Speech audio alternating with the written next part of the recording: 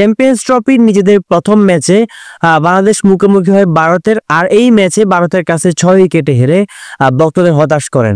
অনেকের প্রত্যাশা ছিল যে বাংলাদেশ এই ম্যাচে দারুণ কিছু করবে, কিন্তু তার হলো না। ভারত দলে মোহাম্মদ সিরাজ ছিল না জাসপ্রীত বুমরার মতো দুর্দান্ত কিছু ফাস্ট বোলার। তারপরেও মোহাম্মদ শামির কাছে পরাস্ত হলো বাংলাদেশ, যেখানে মোহাম্মদ শামি 5 উইকেট নিয়েছে 10 ওভার বোলিং করে 53 রান দিয়ে। অন্যদিকে বাংলাদেশের জাকির আলী অনিক এবং তহিদ হৃদয় ব্যতীত অন্য কোনো ব্যাটসম্যান ভালো পারফরমেন্স করতে পারেনি। কেউ তেমন ভালো ব্যাটিং করতে পারেনি, যদিও ওপেনিং এ নামা তানজিদ তামিম কিছুটা রান করার আভাস দিয়েছিলেন, কিন্তু তিনি ব্যর্থ হয়েছেন। প্রথম ওভারে আউট হয়ে যান সৌম্য সরকারের উপরে। এই ম্যাচে অনেক প্রত্যাশা ছিল বাংলাদেশ ক্রিকেট ভক্তদের, কিন্তু তিনিও বাংলাদেশি ক্রিকেট ফ্যানদের হতাশ করেছেন। ওয়ার্ম ডাউনে নেওয়া বাংলাদেশ দলের অধিনায়ক নাজমুল হাসান শান্ত তো ডাক মেরেছেন, পাশাপাশি ডাক মেরেছেন মুশফিকুর রহিমও।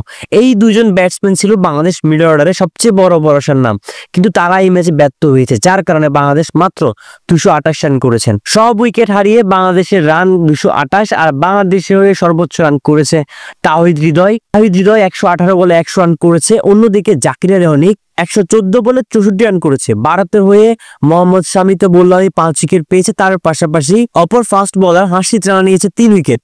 বাংলাদেশ ইনিংসে বাংলাদেশের 3 জন সেরা ব্যাটসম্যান যাদের উপর ভরসা ছিল এই ম্যাচে, তারা ডাক মেরেছেন সৌম্য সরকার, মুশফিকুর রহিম, নাজমুল হাসান শান্ত। এই ম্যাচে খেলতে পারেনি মাহমুদুল রিয়াদ, কেননা মাহমুদুল রিয়াদের ইনজুরি ছিল, যার কারণে তিনি এই ম্যাচটি মিস করেছেন। 229 রানের টার্গেটে ভারত ব্যাটিং করতে নেমেই ভারতের 2 ওপেনার রোহিত শর্মা এবং শুভমান গিল ভালো শুরু এনে দেন। দুজনেই 69 রানের একটি পার্টনারশিপ করে, ওপেনিং পার্টনারশিপ, যার ফলে ভারত ভালো শুরু পায়। রোহিত শর্মা এই ম্যাচে 36 বলে 41 রান করেছে। অপরদিকে শুভমান গিল 129 বলে 101 রান করেছে। বিরাট কোহলি শেষ তেমন ভালো ইনিংস উপহার দিতে না পারলেও শেষের দিকে KL রাহুল 41 রানে একটি ফিনিশিং ইনিংস খেলেছেন, যার ফলে ভারত 6 উইকেটে জয়লাভ করে। বাংলাদেশ হয়ে বোলিং এ রিশাদ হোসেন 2 উইকেট নিয়েছে 10 ওভার বোলিং করে 38 রান দিয়ে। মুস্তাফিজুর রহমান এবং তাসকিন আহমেদ একটি করে উইকেট নিয়েছেন। তাসকিন আহমেদের বোলিং মোটামুটি ভালো হয়েছে, 9 ওভার বোলিং করে 36 রান দিয়েছে।